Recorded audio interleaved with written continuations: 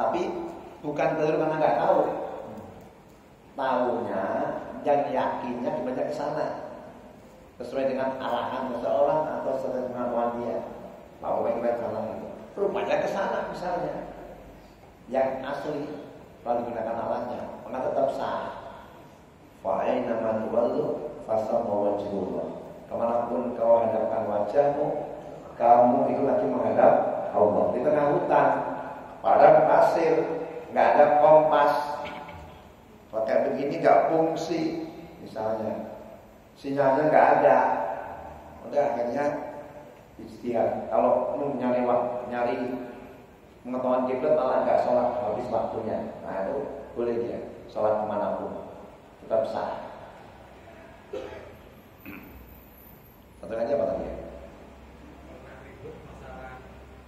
Oh ya. Jadi ada yang memandang map itu sebagai dalil. Dalil itu adalah Quran, Sunnah, ijma', qiyas. Walaupun secara ilmu ini pasnya harus miring begini, ini ilmu teknologinya. Kalau nggak miring begini nggak pas, melenceng tuh, nggak sampai tanah haram. Tapi secara ilmu agama, wawalli wajhaka syatral masjidil haram, hadapkan wajahmu ke arah Masjidil Haram. Jadi arah itu dipahami. Kalau dari timur, barat, dari selatan, utara, dari barat, timur, dari utara, selatan. Udah cukup, nggak perlu miring-miring aslinya. Jadi yang masjidnya udah barat, cukup, nggak perlu bikin miring begini, nggak perlu aslinya. Pokoknya kalau dari timur ke barat cukup. Karena prakteknya di Madinah juga kan dibikin lengkung. Kalau mau dibikin lengkung secara shopnya, enggak, cukup. Dari Madinah ke arah selatan, enggak cukup, enggak dibikin lengkung. Kalau panjang kalau lengkungnya seharusnya, dia kan enggak bikin lurus itu. Jadi kalau mau dibikin pas ke Ka'bahnya, kalau dibikin lengkung, karena Ka'bah cuma 18 meter kan. Artinya yang lebih dari 18 seperti Istiqlal, itu mestinya berapa meter itu?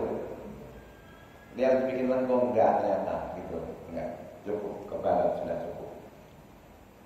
Walaupun kalau kita mau bikin sekarang misalnya dipaskan juga boleh-boleh saja, enggak salah. Itu tentang satroh Allah Masjidil Haram.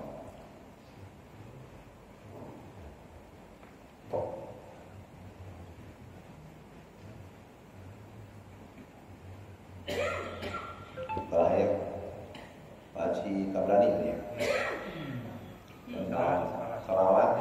Oh iya. Jadi amalan salawat itu satu-satunya amalan riya pun diterima, karena dia hadiah dari umat ke nabinya, bukan karena umatnya, tapi karena kemuliaan baginda Nabi Muhammad Sallallahu Alaihi Wasallam. Contoh riya. Dalam salawat. Ada orang salawat nangis-nangis nggak paham. Nangis-nangis tapi dia nggak paham. Salawat karena dia suaranya merdu, maka dia salawat berulang-ulang biar orang-orang dengar. Dia, tapi itu diterima karena dia untuk nabinya. Kalau beramal dia hanya untuk orang itu, selain selawat.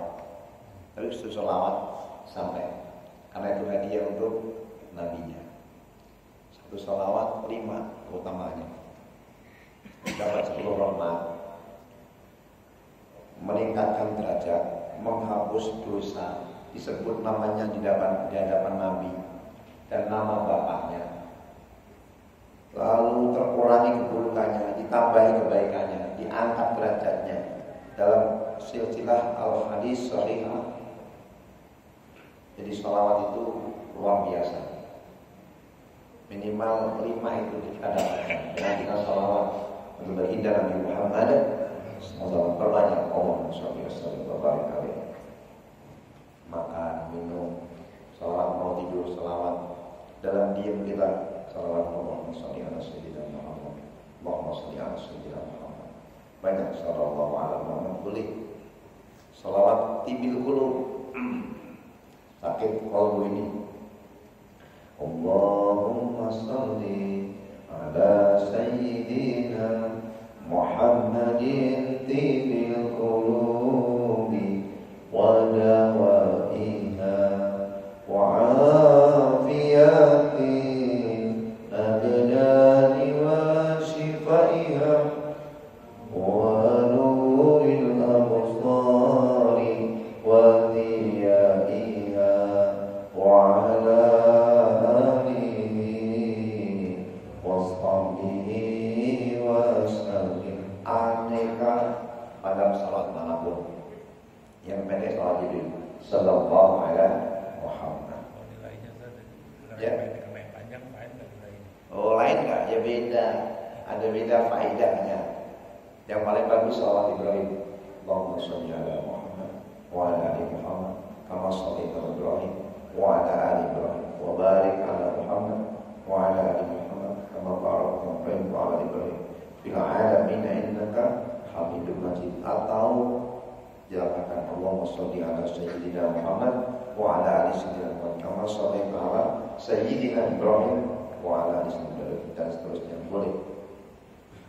Baik, kita akhiri dengan doa dan munajat. Mohon doanya biar saya tetap sehat nih. Ini memang saya pakai sini. Mari.